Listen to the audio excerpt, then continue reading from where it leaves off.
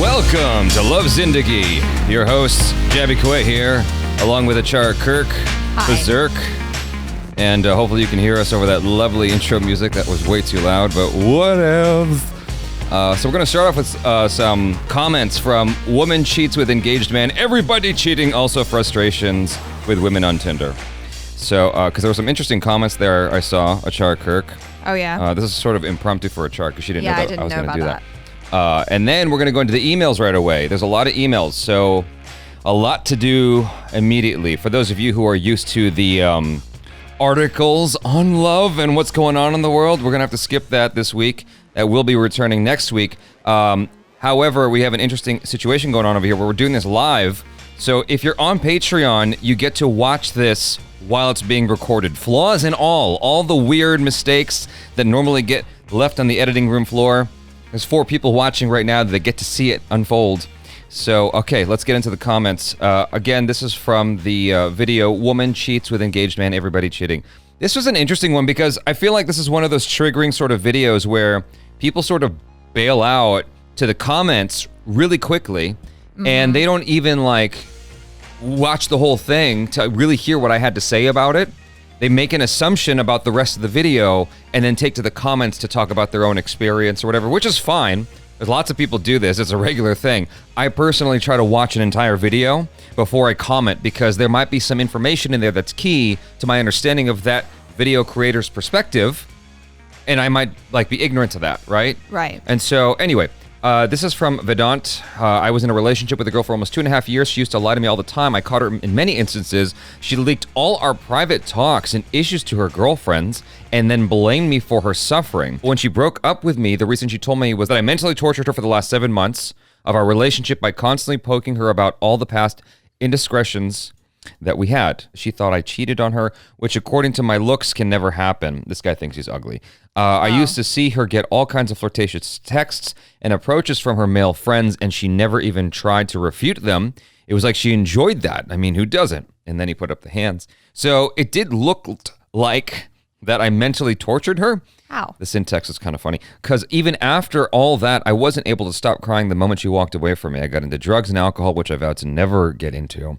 I pity myself more than I ever did. The self-confidence just vanished. I guess the mental torture jokes on her. P.S. I am the ugly, dark-skinned guy in my profile pic. Don't be mean to yourself. You're not ugly. There's 2 versions of this story, right?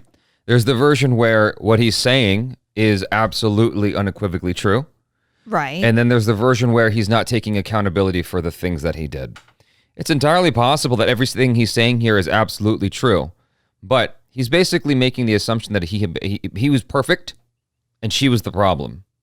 And I don't think that's a great way to go about assessing your history with somebody. You contributed to something.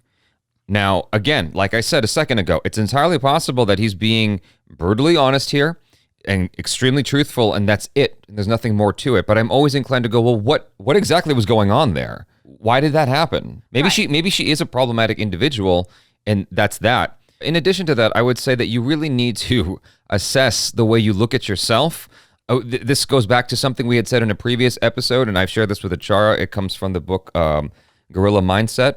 Is that what it's called? Gorilla Mindset? The idea is this. If you spoke to your friends the way you speak to yourself, you wouldn't have any friends. So you have to speak to yourself like you're your own friend. The way you would speak to your friends is how you get to speak to yourself in your head.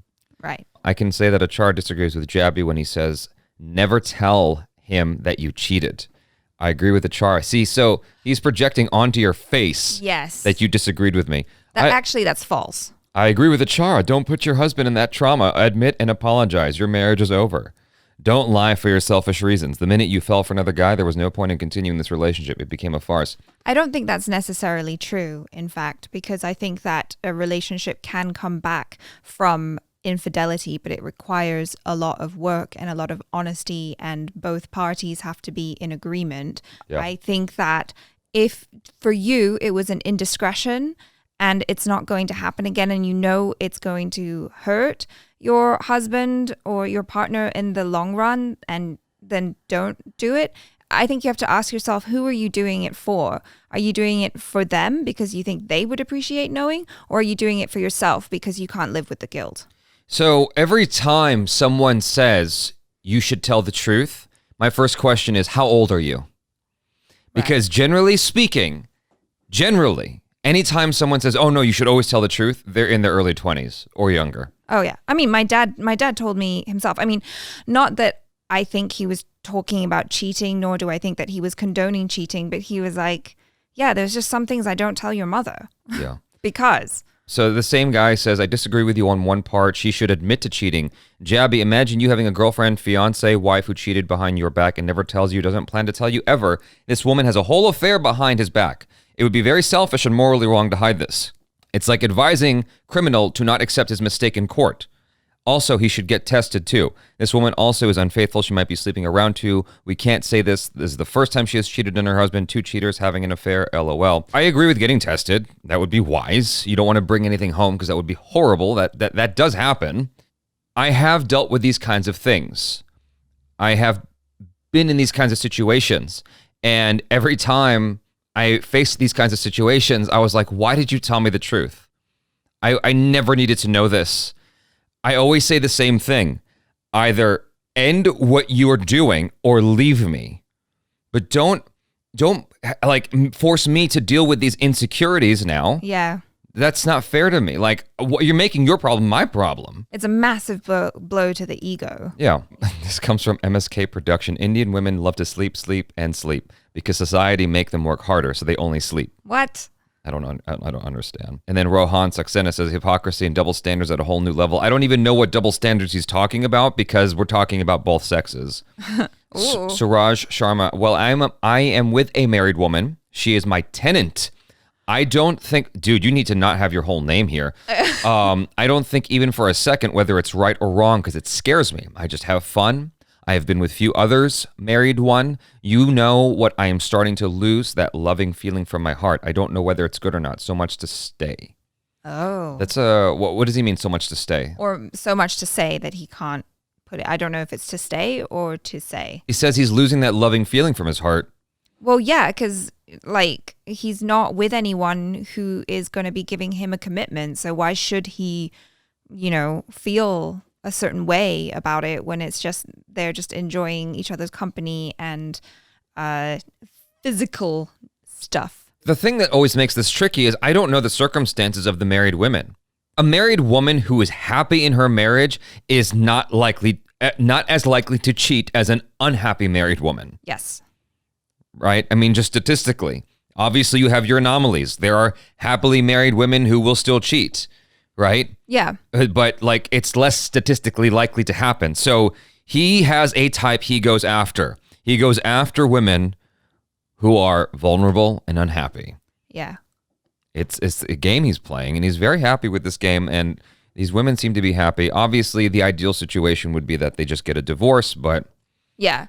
Well, Varun says, this is from the chat on the stream. He says, I think it depends on what he values more, morality or just fun. I personally wouldn't because I value morality much higher. So, I mean, that's give yourself point. another 10 years. Your stance on morality might shift a little bit. I am in a happily committed relationship with my right hand for 23 years. Lovely. In about 5 years, you can see me in theaters in the sequel to the 40-year-old version. I've been cheated on, and believe me, it destroys a person from their very core, which is why I'm saying don't share that information. Why destroy the person? Yeah. You own your problem. Walk away if you feel like you got to say something. Yeah, don't make it their problem. Yeah. That's your problem. Deal with that. This guy says, well, at least don't act as enablers. Cheating is unjustifiable. It's in the name cheating. You can't say it's unhealthy, but so is chocolate. It's about the degree of damage. You can't say the name with poison.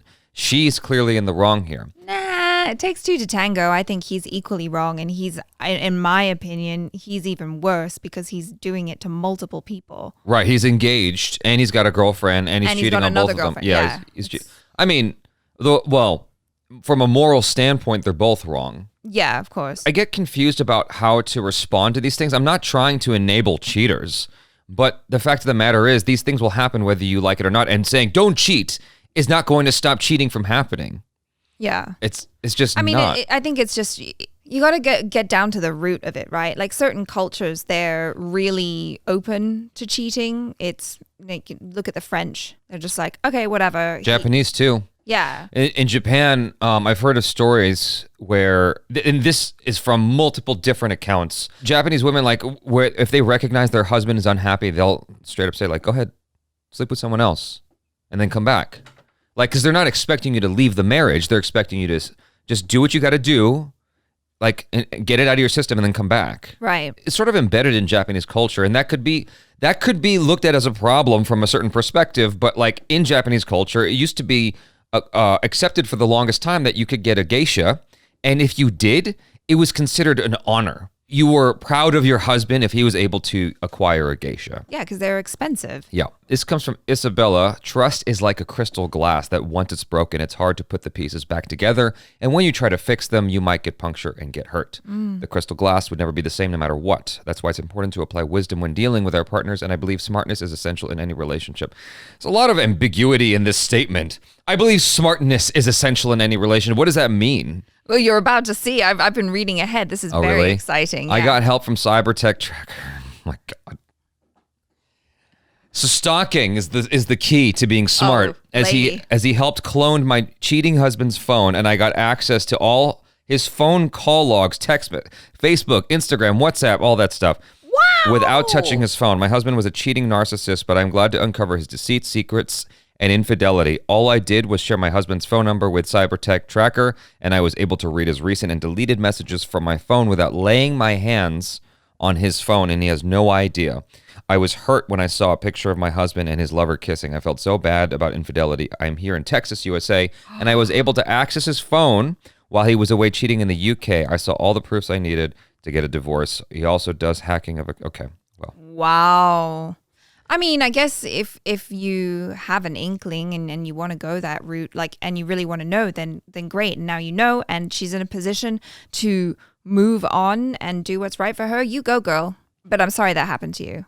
I can't advise against this because I've done something similar, but I don't know that I condone it. Oh, God, that's so tricky because he was cheating, right? Yeah. And that's messed up.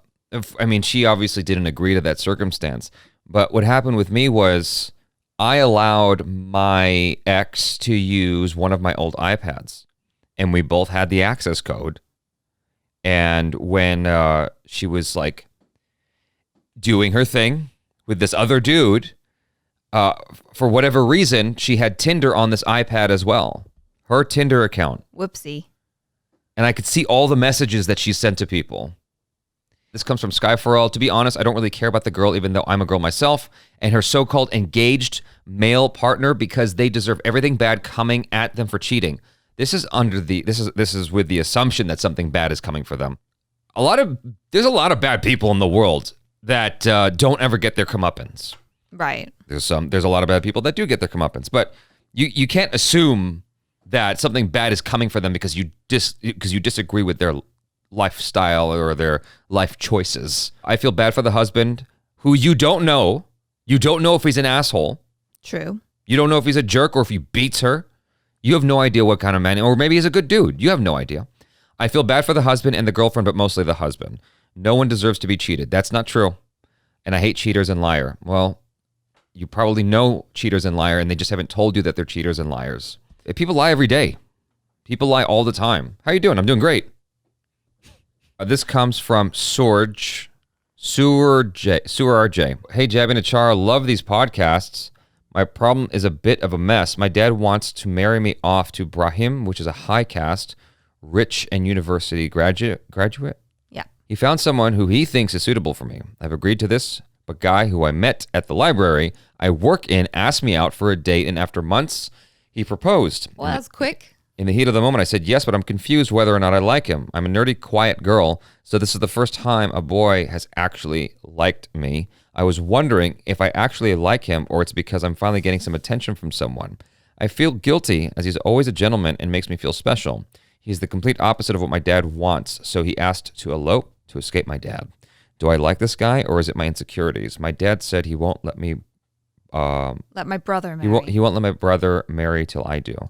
I've tried to speak to Dad lots about love, but it ends in shouting. Is it okay to go against my dad?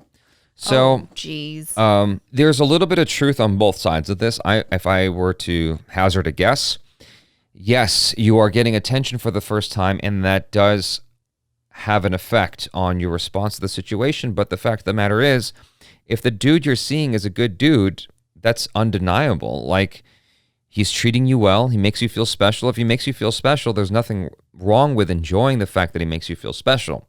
Now, you are dealing with two different ideologies. You're dealing with the modern ideology and the former ideology. And the former ideology is your dad wanting to marry you off to a particular person.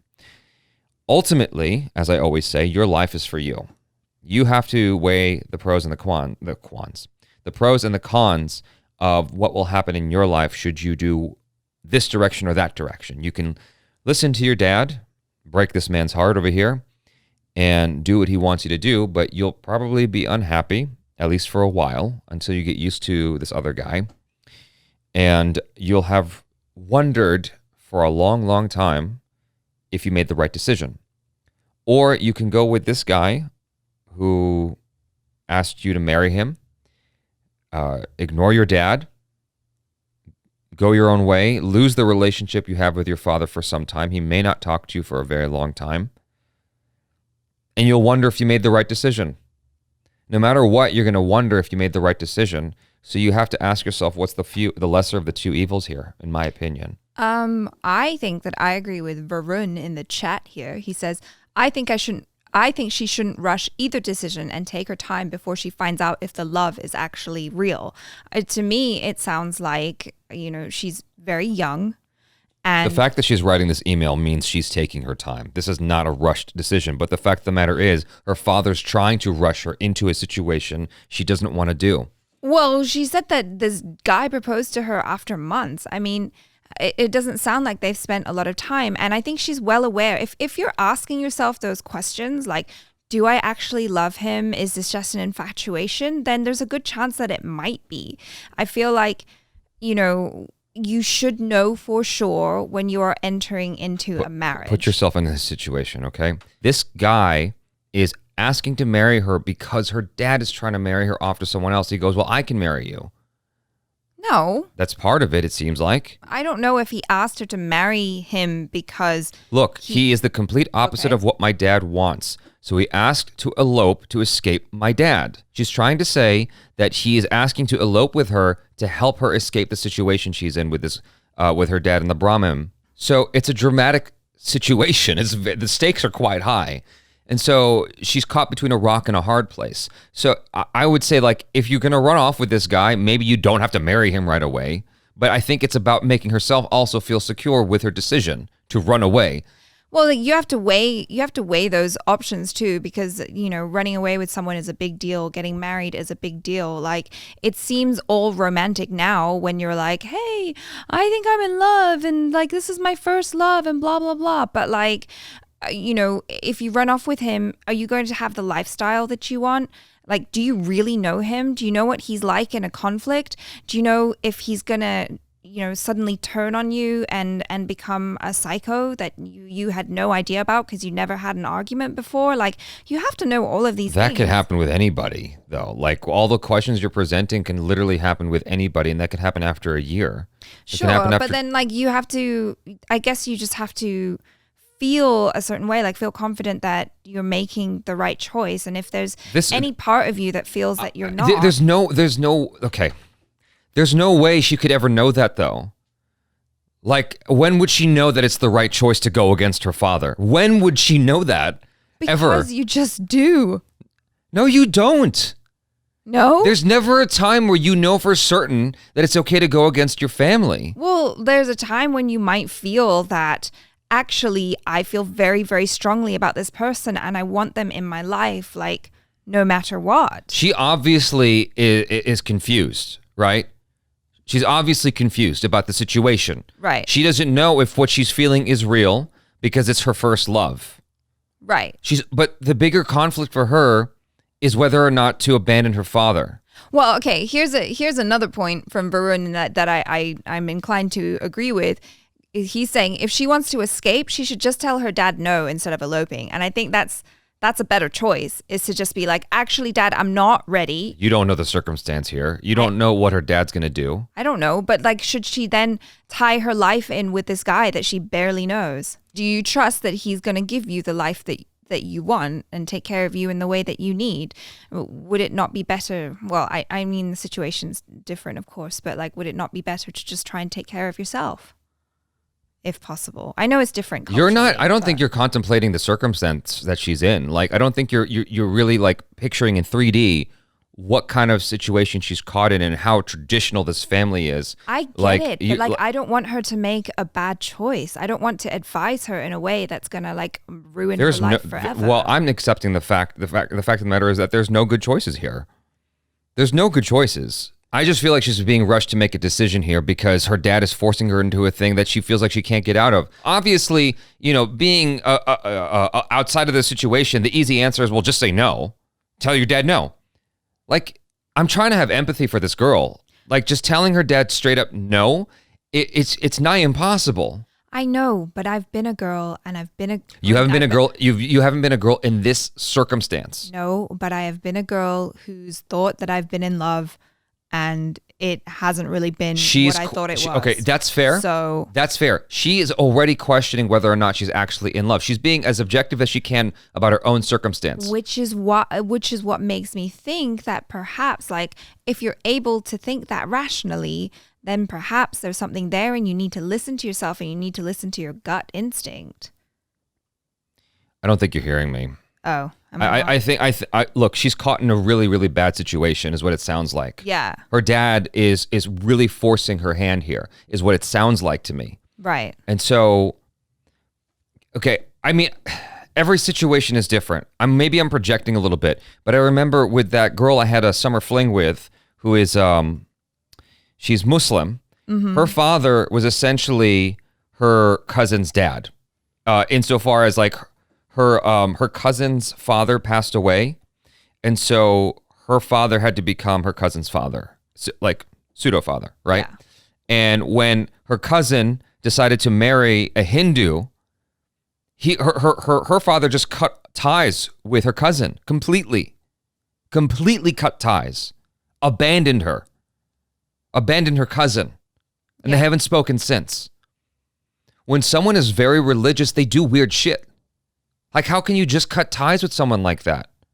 Because they want to marry someone that they love, right? And so she's going to stand up to her dad and tell her no? What the hell will happen?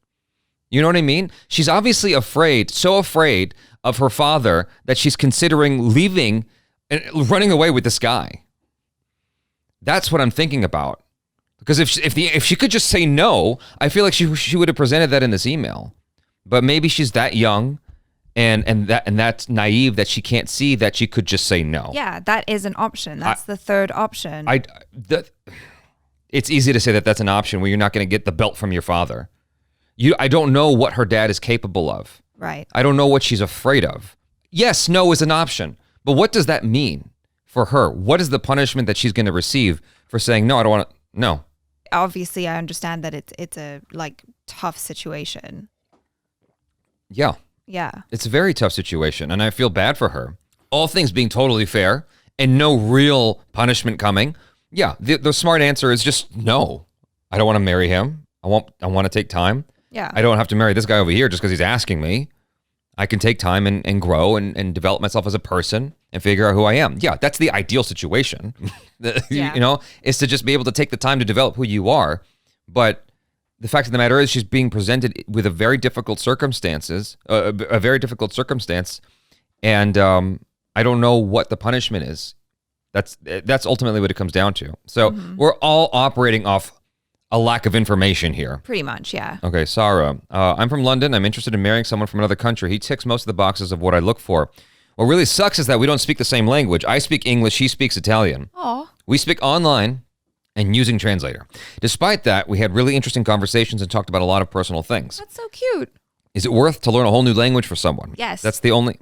Can you let me get through the email first? That's the only thing that's stopping me. You know how important it is to have meaningful conversations during marriage and understanding. It plays a big part. My feelings for them are very special. think she means him, and different from the past ways I felt before for people. Perhaps it was just the idea that I liked about them, but realistically it wouldn't work out. So this is a little bit tricky. So speaking as someone from a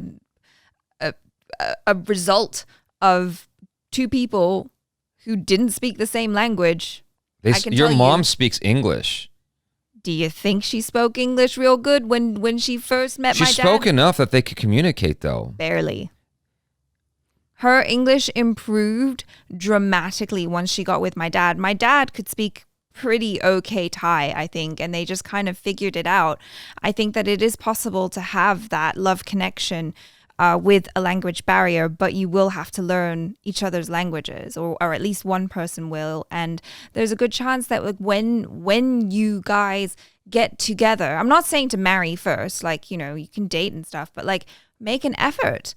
And you never know what could happen. It could be like the love of your life. What do you think, Jaby? I think that you've got a lot of bias in your statement. Sure. Yeah, I recognize that. And it's in no way whatsoever objective. My advice would be to not get married yet. Yeah, I'm not saying that. Do continue this this endeavor, this romantic endeavor that you have, but learn how to speak each other's languages first. At least one of you should learn first, and see how that goes for a while, and see how you feel. Because I've had relationships with people who, like your dad, I've had relationships with people whose other language, whose first language was not English, and each time I discovered usually they were Japanese, and like there was this culture clash, this weird barrier, whether it had to do with humor or just understanding what the other person was saying. Like I got into a massive argument with my ex. Her first language was Japanese, and we got into an hour-long argument about how to lock a car door. What? Okay. Yeah. That's what happens when you don't speak the same language. When the person who you're talking to's first language isn't English or your whatever your language is, right? There's a lot that gets lost in translation, and that's not fun.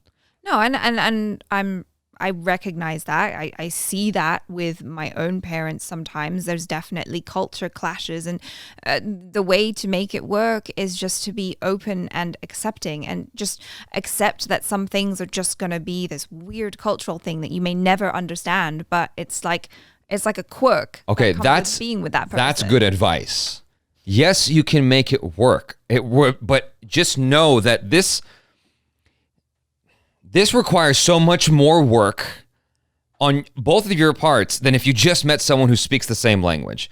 Yeah, it can be beautiful and amazing and wonderful and lovely, and you'll have stories to tell, and everyone's going to talk about how, your kids are going to talk about how weird this was and how cool it is and blah, blah, blah, just like ACHARA's doing with that stupid smirk on her face. But it requires so much more work on both of your parts to make it work. But sometimes it's worth it. Sometimes it's worth it. Question for podcast. Virat, hello, Jaby. Love your work. I'm currently in software engineering. I'm in love with one of my classmates. But before college, I was in all-boys school for nearly 5 to 6 years. So I was very shy to talk to girls, so I never talked to her. But I really love her. Currently in lockdown situation, missing her. Use periods, bro. I'm in second last year. Should I propose to her directly? Plus, there is also one more problem that she is from upper caste and I'm from lower caste. That is also bothering me. I don't know whether you are familiar with the caste system. First off, you don't love her. You're just infatuated with her. If you've never talked to her, you definitely don't love her. Yeah. You're just infatuated with her. You just like her. So, and you propose, what do you mean by propose? Do you mean marriage or do you mean just ask her out? Yeah. The fact that you're from different castes, don't you limit yourself because of that. You let her limit you. If she wants to make that a limiting factor, then let her do that for you. Don't do it to yourself. So my suggestion is go and talk to her and just start a conversation. Yeah, well, you can't do that directly. You can't do it directly, but somehow he's got some means of talking to her because Instagram, Facebook, WhatsApp. Somehow he's got a means of talking to her. So I would say start off with just conversations with her and go from there. Yeah, that's good advice. Don't propose for marriage or anything like that, and don't limit yourself because you're from different castes. She might like you anyway. You might have a winning smile or a winning personality. Like, get to know her. Oh, and just to add one more thing from the chat here, we have Kuku Chiku, who says, sometimes parents are conservative as they are more concerned about society and relatives than their own kids, and how society will treat family if children marry outside of religion or caste. I think this was pertaining to the chat that we had a couple emails ago, but I thought it kind of applied to, the whole family and caste thing. Yeah. This guy says he wants to remain anonymous, so I'm not going to say his name at all. Okay. He says, I want to remain anonymous due to privacy reasons as I'm going to join Indian Air Force Academy. Alrighty. It was my dream to join Indian Air Force and want to be a fighter pilot. And guess what? I was inspired from one of your favorite movie, and mine also, Top Gun. Great movie. I've been rigorously preparing for it, and finally my dream came true, and I have got selected for it. For the last 2 years, I've continuously watched your videos, and you have really inspired me. But for approximately 6 to 7 months, I will be disconnected from the internet and the academy. So I'll be unable to watch your videos and completely miss it. Aw. I want to share something more about a girl in my college that was hitting on me, and I got to know that she had a crush on me from a common friend, and initially I also liked her, but I have not told her as I have thought that it would distract me. Now she has moved to another city, and I want to share my feelings before going to the academy, but it is a bit awkward for me, as maybe she has moved on, and on this matter I need your help.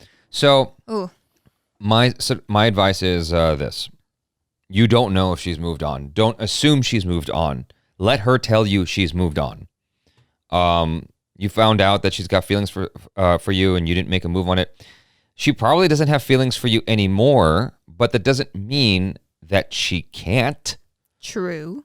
She might be single right now, and the fact that everyone's in lockdown means that she might even be more open to you. Yes, she might be open to a little bit of chit-chat. Yeah, I'd say go for it. It's plain and simple. Yeah. What's the worst thing that can happen? She says no. Just reach out. Just reach out and see what happens. Yeah. Jaby, I know you know me, but do not take my name, please. My father's elder brother died today due to corona. Lung collapsed. I actually really liked them. And his son is my best buddy. I feel really bad for him. He's just 22 years old. Aww. Although me and my grandmother was really, really sad. I saw many of my other uncle and aunt come to my home. Really fine, but as soon as they saw my grandmother, they started crying like this person really meant something to them.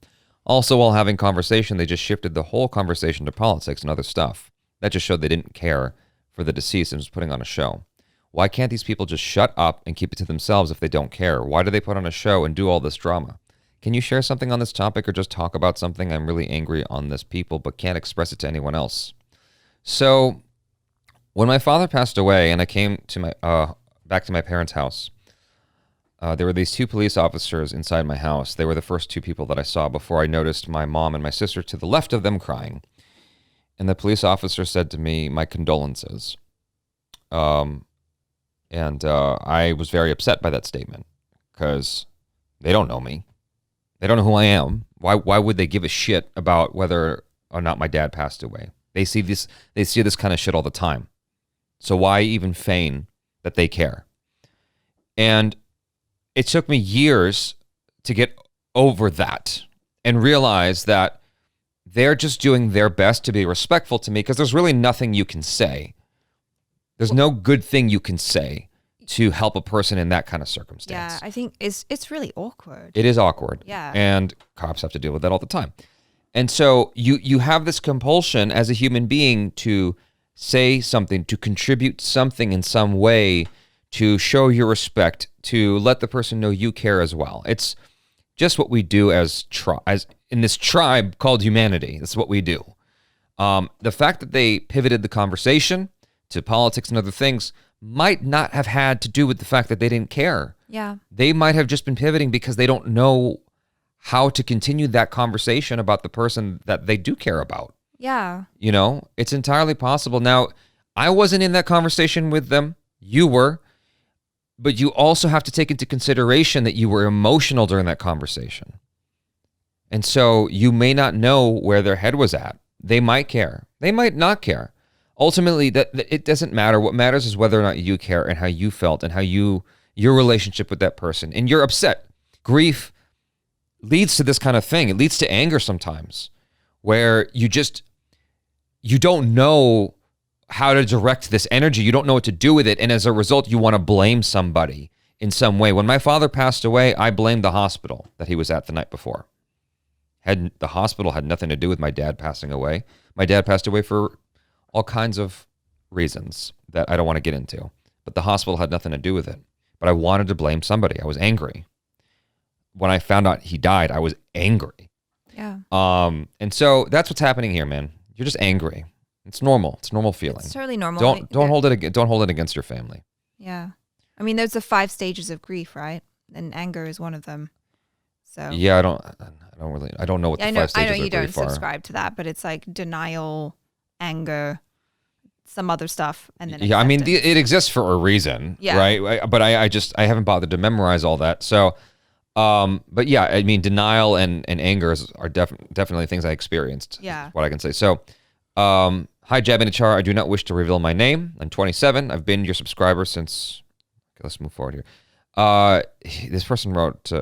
This person believes they wrote a lot, but they didn't write that much. So, true story number 1. I love Jaby more than ACHARA. Aww. True story number 2. I love ACHARA more than any cute girl in the world. Thank you. For ACHARA, Johnny is 33 years old and he is still single. One day a friend asked, "Why aren't you married? Can't you find a woman who will be a good wife?" Johnny replied, "Actually, I found many women I wanted to marry, but when I bring them home to meet my parents, my mother doesn't like them." His friend thinks for a moment and says, "I've got the perfect solution. Just find a girl who's just like your mother." A few months later, they meet again, and his friend says, "Did you find the perfect girl? Did your mother like her?" With a frown on his face, Johnny answers, "Yes, I found the perfect girl. She was just like my mother." "You were right. My mother liked her very much." The friend said, "Then what's the problem?" Johnny replied, "My father doesn't like her." What is up with all this stuff? Like, I keep seeing all these memes about how husbands hate their wives or something. I'm like, why though? Because wives are terrible people. Why? It shouldn't be that way. You should love your wife. Hey man, I hope you're doing well. Question: what do you do when you have to choose between following your passion at the cost of going against your family or settling with something you don't like but supporting your needful family?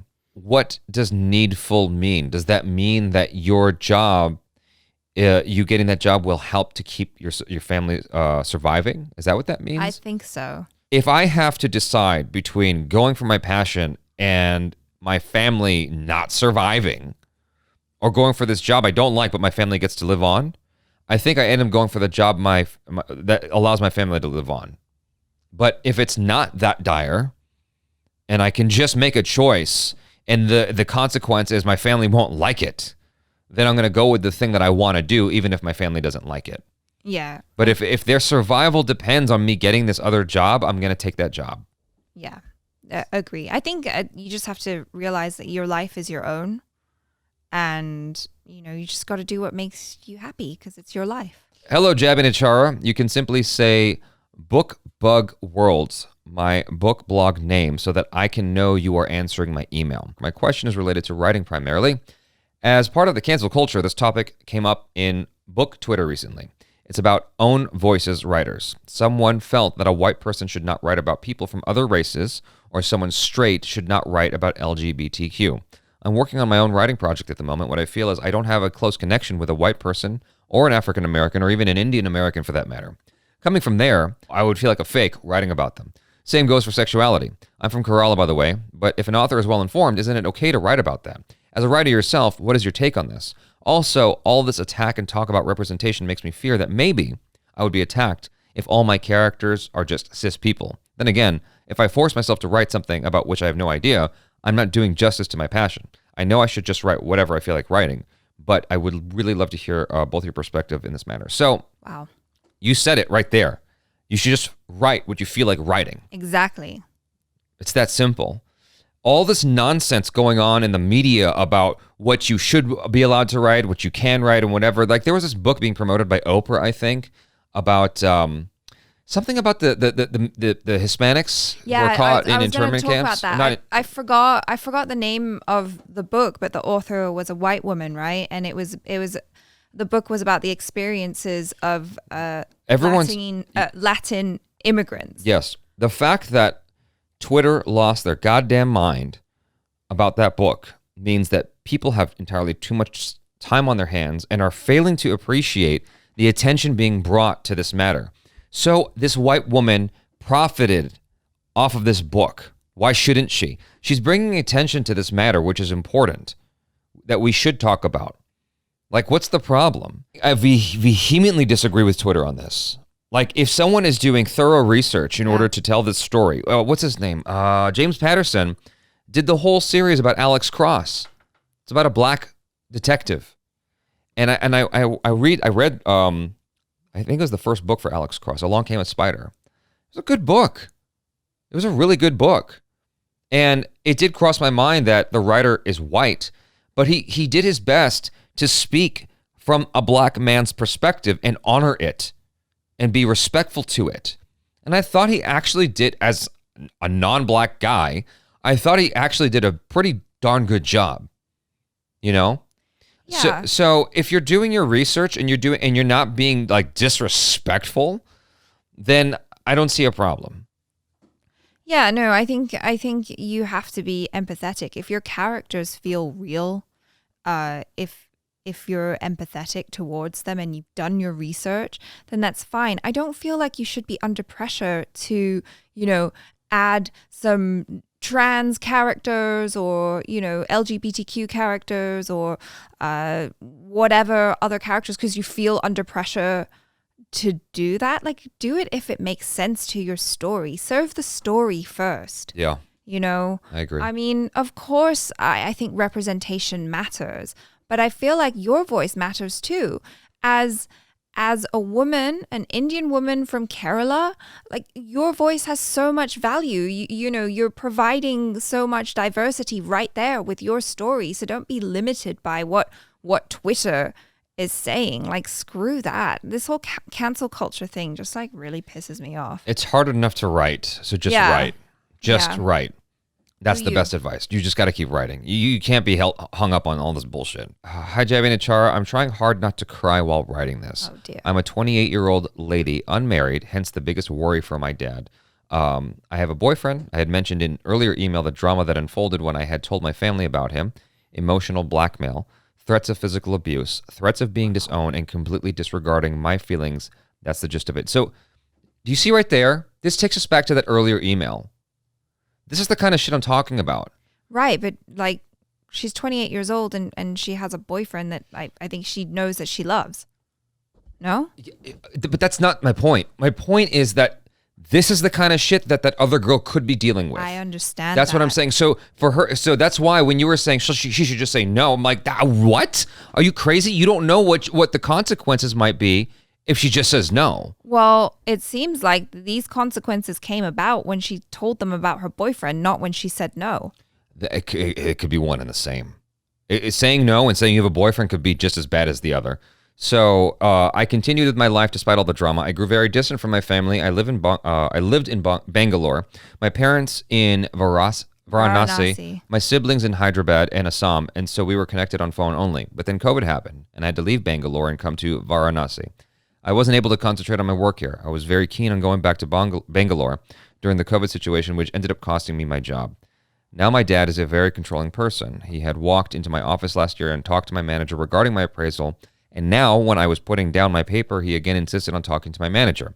I got earful from her because of this. He wants to control every aspect of my life, marriage, career, my habits, everything. It makes my skin crawl. I feel like just blatantly giving him a piece of my mind, but that would be disrespectful. So how do you deal with a toxic controlling family? Ooh. So here's the thing. I am not in your circumstance. I am not a 28-year-old woman who's dealing with a very controlling father, and neither is ACHARA. So like neither of us can really comment on this in a meaningful way. We can express our perspective on it, but ultimately you have to decide what you have the courage to do in this circumstance. And it does take courage to move forward here. You're writing us an email because you are dissatisfied with your situation. Now, it can simply be that it gives you relief that you wrote that email, and then you're done with that and you just continue on. Or you'd make a decision to make a decision, which is you're not happy. So you have to do something about it. And there will be consequences as a result of doing something about it. There's no two ways about it. There will be consequences. And for me personally, I'm going to stand up and say something and then be stubborn. I'm going to stubbornly walk my path, whatever that means. And come hell or high water, I am walking that path. I keep coming back to this thing that I saw on one of the many like psychology Instagram accounts that I follow. And this psychologist was talking about how, you know, she went through this experience where she literally had to cut out her family for a good few years because they were not helpful to her healing and they were toxic. And so that is a possibility for you too. If you are able, it sounds like you have a job, you're able to take care of yourself.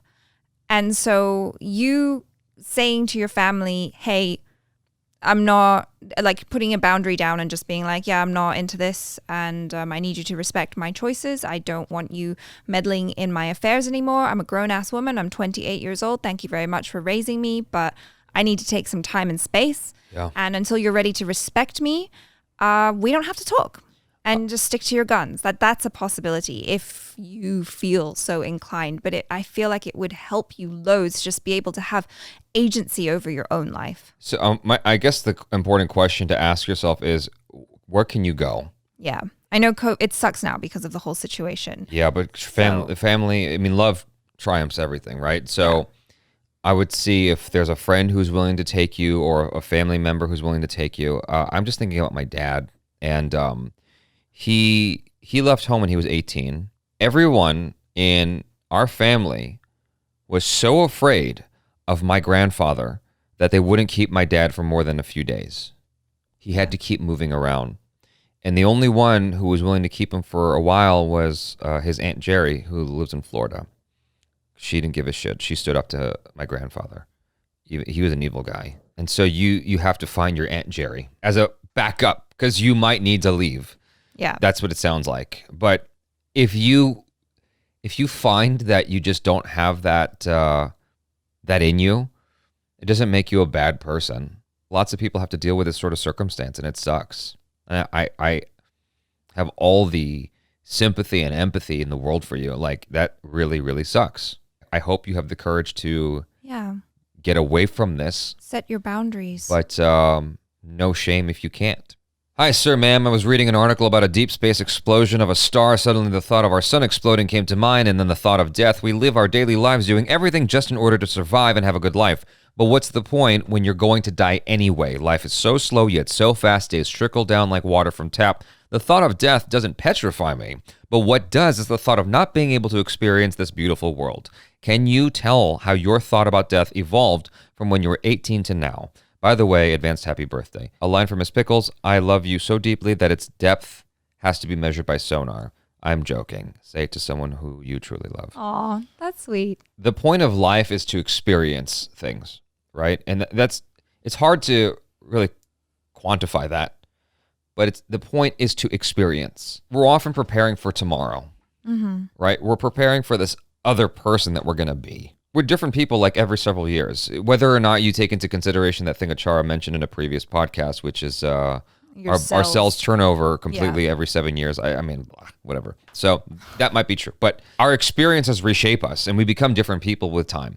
But the point is to be present, just like Sushant Singh Rajput said in his speech. The point is to be present, and be present with excitement. It's now plus excitement, right? Not that you can be that person all the time, but the point is to enjoy now for what it is. And the fact, and I think it was Neil deGrasse Tyson who said, no, it was him or was it someone else? I forget. It was one of those famous scientists who said, what makes life special is that it's finite. Yeah. So you have to appreciate what you've got right now and make the most of it. Am I afraid of death? I used to be really afraid of it. And then I realized, well, once you die, you don't care that you're dead.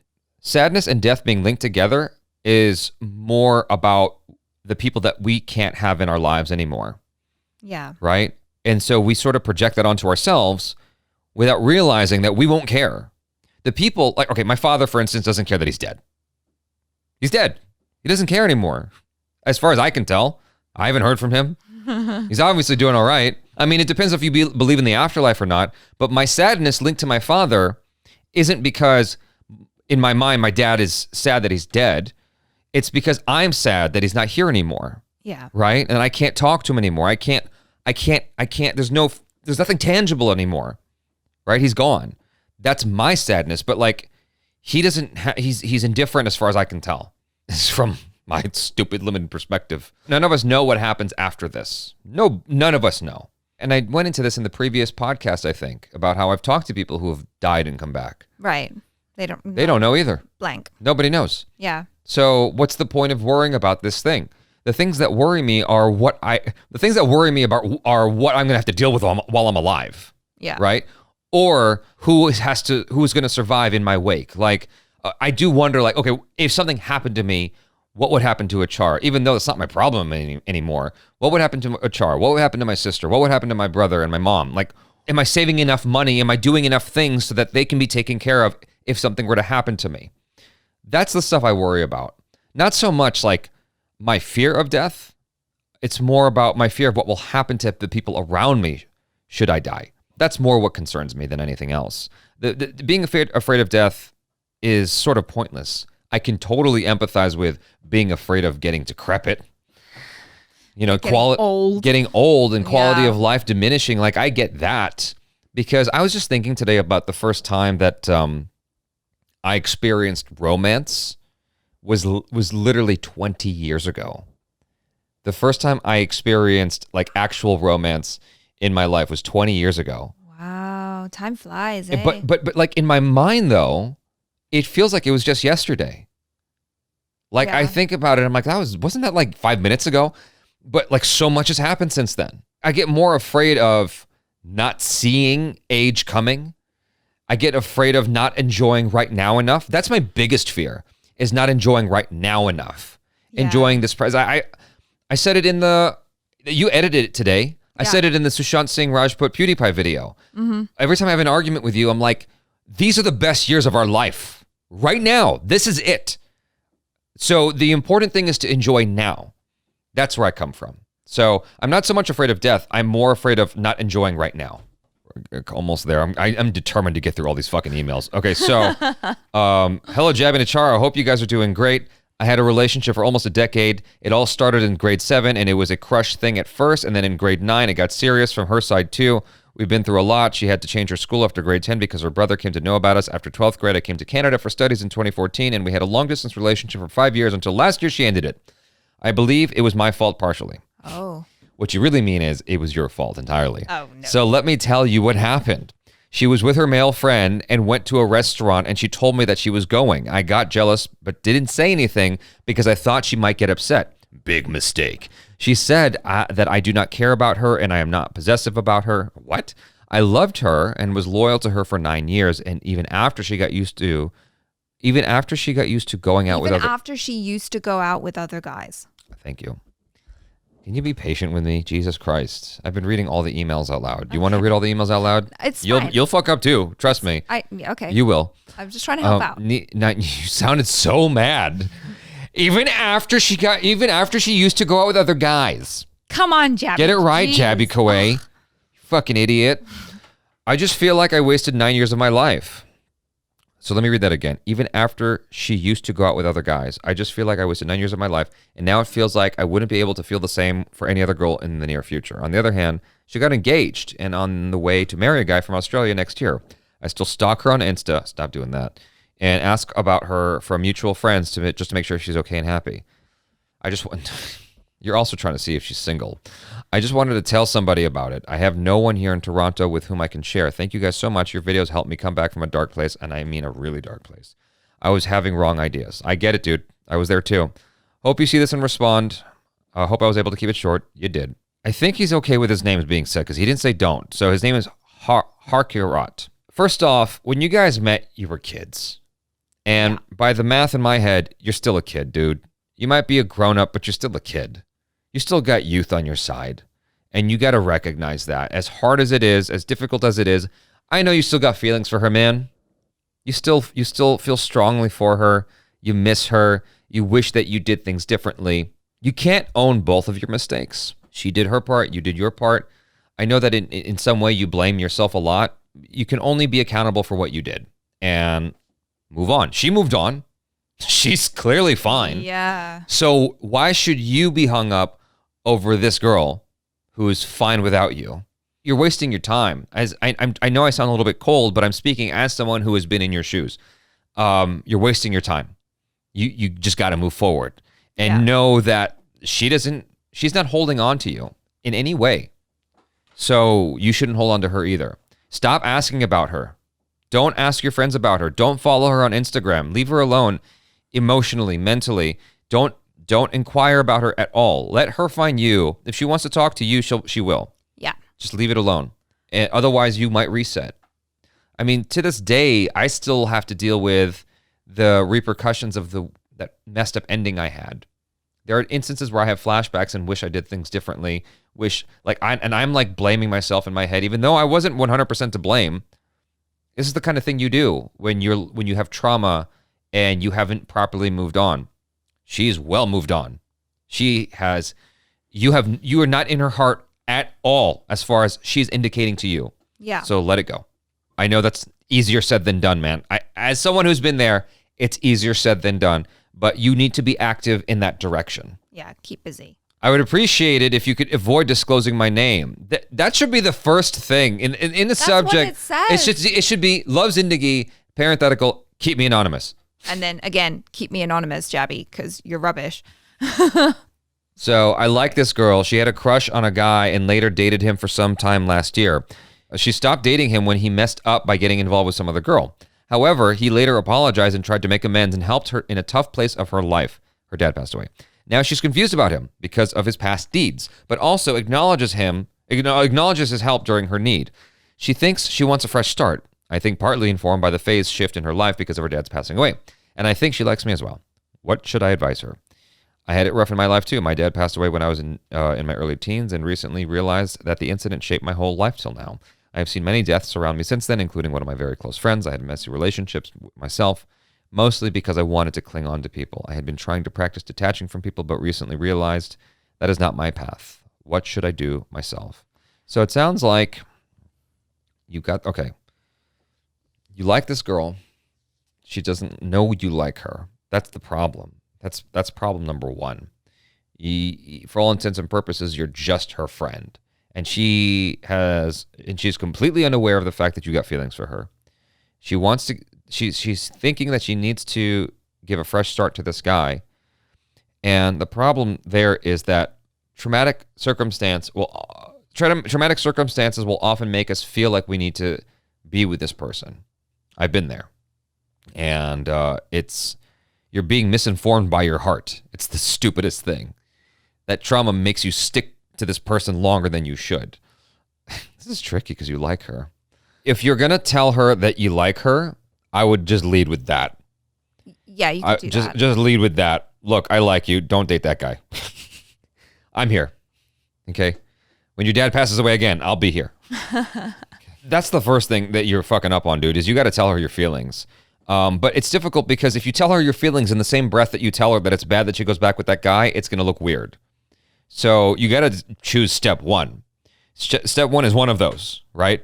I think that it's better to lead with the fact that you like her and then tell her in another conversation, in a separate conversation, whether you like me or not, or whether you want to date me or not is up to you.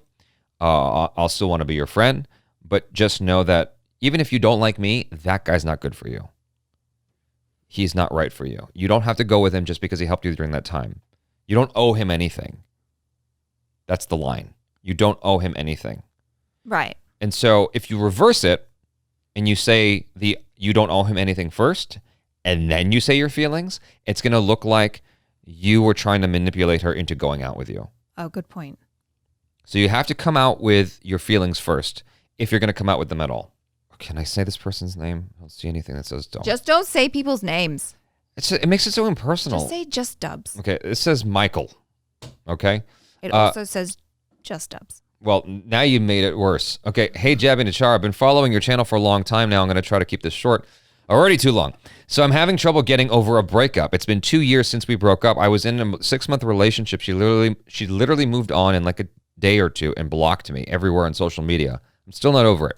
And because of this, I was depressed. I stopped eating and used to have this occasional mental breakdown, even in public sometimes. I spoke to my parents about it, and they were very supportive. And to add to all of this, I have a mental illness wherein things affect me 5 times more than it does any other person.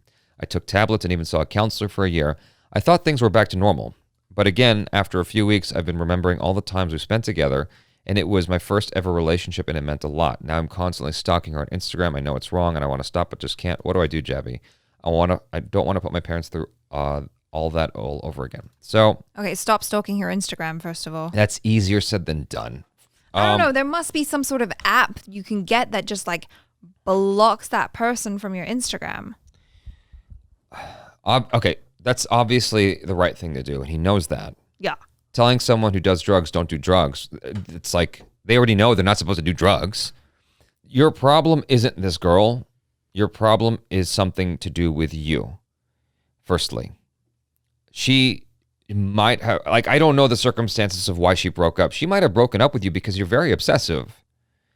You have this obsessive personality disorder of some kind. That's what's clear to me here. Like, things affect you 5 times more because you get obsessed. You might have it in your mind somewhere that you could have fixed it, but you can't. It's over. You know that it's over. There's nothing you can do, and she meant more to you than you meant to her.